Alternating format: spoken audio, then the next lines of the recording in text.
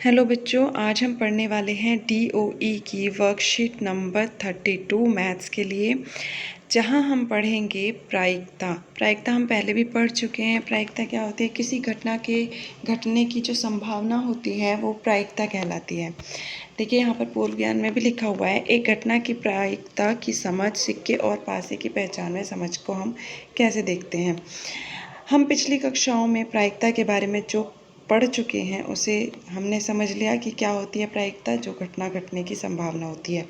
हम प्रायिकता की सहायता से अनेक परिस्थितियों में होने वाली घटनाओं से संबंधित एक अनुमान या संभावना को संख्यात्मक रूप में लिखना सीखते हैं। अब तो हमने ये पढ़ा था कि घटना होने की संभावना जो होती है वो प्रायिकता होती है। अब उसे लिखते कैसे हैं? इस तरीके से, किसी संख्यात्मक रूप में उसे कैसे लिखेंगे? घटना के पक्ष में परिणामों की संख्या, मतलब जिस घटना की हमें प्रायिकता ज्ञात करनी है उसकी कितनी संख्याएं हैं, और कुल अभिप्रयोग यानी कि कुल परिणामों की संख्या, कितने में से हम उस घटना की प्रायिकता निकाल रहे हैं वो होता है। अब देखिए आगे क्या है इसमें। समसंभावित परिणाम या घटना क्या होती है उसको समझने के लिए यहाँ पर आपको दिखाए हुए हैं कि हमने एक सिक्का लिया है जिसमें एक तरफ चित है, एक तरफ पट है। ठीक है, ये हेड्स और टेल्स बोलते हैं हम जिन्हें। अगर हम एक सिक्का उछालते हैं तब हेड आने की या चित आने की क्या प्रायिकता होगी? चित या पट कितनी बार हो सकता है एक सिक्के में? सिर्फ एक बार होता है। ठीक है, और हमारे पास कुल घटनाएं कितनी हैं? दो हैं, एक हेड है एक टेल्स है, यानी एक चित है एक पट है, दो घटनाएं हैं कुल। और हमें क्या बताना है? हमें बताना है चित के बारे में। तो एक बार आता है चित, कितने में से आता है? दो में से आता है, तो इसकी प्रायिकता हो गई 1/2। अब इसी तरीके से पट आने की क्या प्रायिकता होगी? वो भी एक ही बार होता है, और कितने में से होता है? दो में से होता है, तो इसकी भी प्रायिकता क्या हो गई? 1/2। इसका मतलब क्या हुआ? जो समसंभावित परिणाम हैं वो कैसे होते हैं? जिनमें बिल्कुल सेम आपको प्रायिकता मिलेगी वो होता है आपका समसंभावित।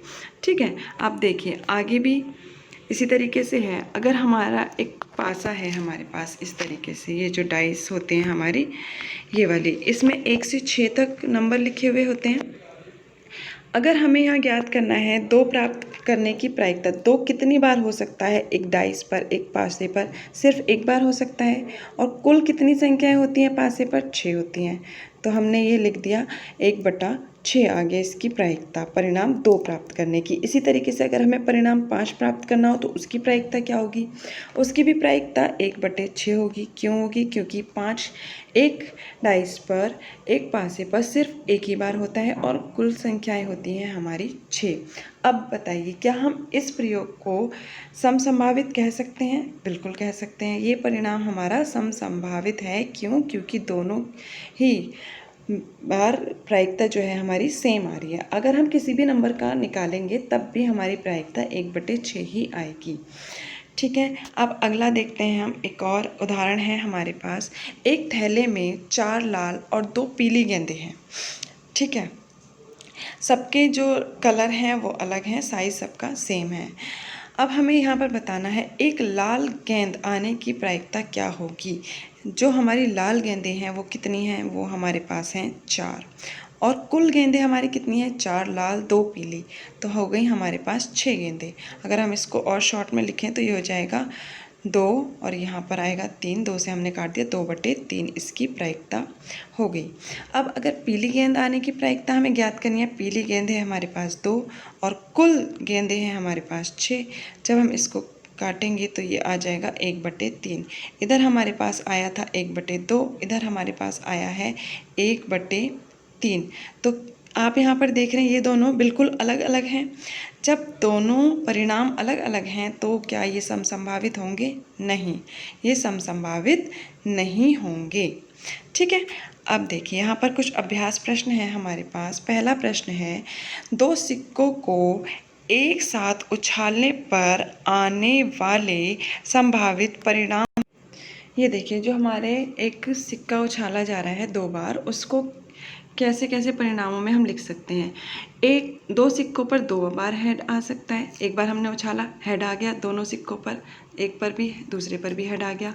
फिर दोबारा हमने उछाला, एक बार हेड आ गया, एक बार टेल आ गया। मतलब अगर आप पहली बार ही सिक्का उछाल रहे हैं तो कोई भी संभावना आपकी हो सकती है, या तो आपका हेड हेड आ जाए दोनों सिक्कों पर, या फिर एक पर हेड एक पर टेल आ जाए, यानी कि एक पर चित एक पर पट आ जाए, या फिर चित पट आ जाए।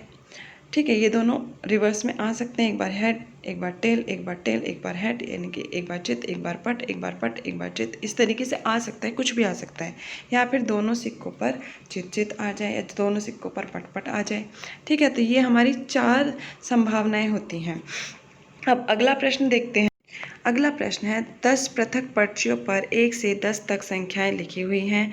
एक पर्ची पर एक ही संख्या लिखी हुई है। बक्से में पर्चियों को अच्छी प्रकार से मिलाकर उनमें से एक पर्ची को निकाला जाता है।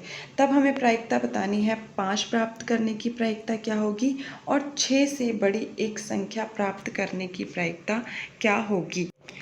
यहाँ पर देखिए हमारे पास कुल परिणाम कितने हैं, 10 हैं, यानी कि 1 से 10 तक नंबर हैं पर्चियों पर, तो कुल परिणाम हो गए 10। अब हमें प्राप्त करना है 5। इसकी प्रायिकता क्या होगी, 5 कितनी बार है पर्चियों पर, एक ही बार है, तो इसकी प्रायिकता हो गई आपकी 1/10। अब 6 से बड़ी संख्याएं कौन सी है, 6 से बड़ा है 7, 8, 9 और ये 10। अब इनकी प्रायिकता क्या होगी, ये संख्याएं हैं हमारे पास 4, तो इनके लिए जो हमारी प्रायिकता होगी वो होगी 4/10, यानी कि 4 हमारी संख्याएं हैं और 10 हमारी कुल संख्याएं हैं जिनमें से हम प्रायिकता बता रहे हैं। तो जब हम इन्हें काटेंगे तो ये आ जाएगा 2/5, यानी कि 6 से बड़ी एक संख्या प्राप्त करने की प्रायिकता होगी 2/5। आई होप आप सभी को ये वर्कशीट बहुत अच्छे से समझ आ गई होगी। मिलते हैं अगली वर्कशीट में।